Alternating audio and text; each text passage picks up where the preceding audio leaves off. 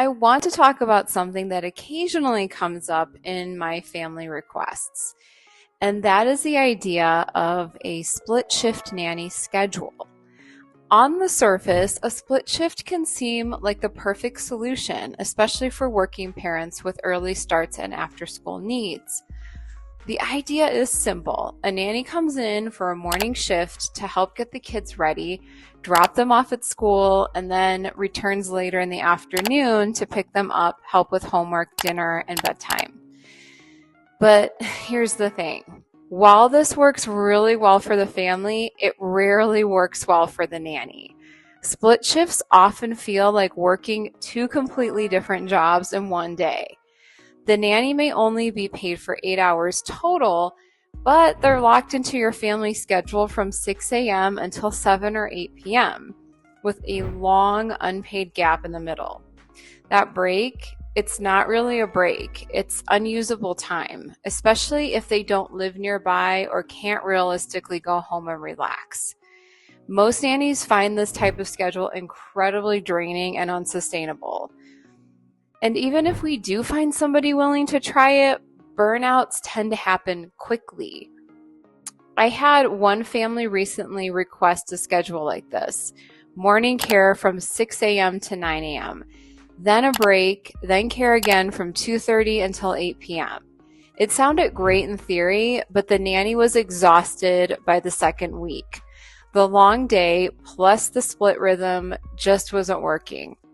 So what do I recommend instead?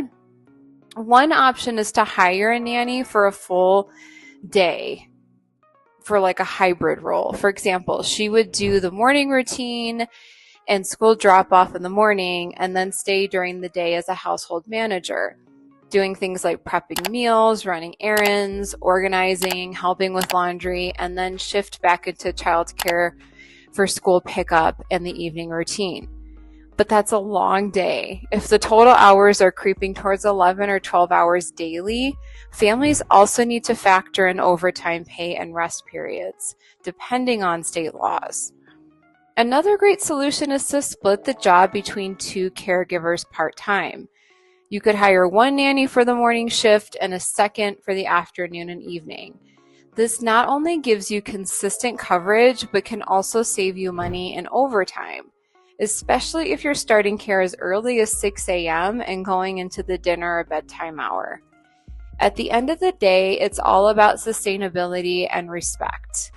Creating a schedule that works for both sides. When a nanny's needs are considered up front, they're far more likely to stay long term, which is what most families are really looking for. If you're not sure what kind of schedule would be fair, legal, and realistic for your family's needs, I'm happy to help talk it through. You can always book a call with me at cherrycreeknanny.com.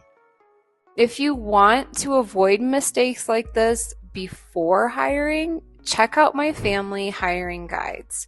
They're packed with real-world insights and strategies to help you hire right the first time. Thanks so much for watching, and remember, happy nanny, happy family.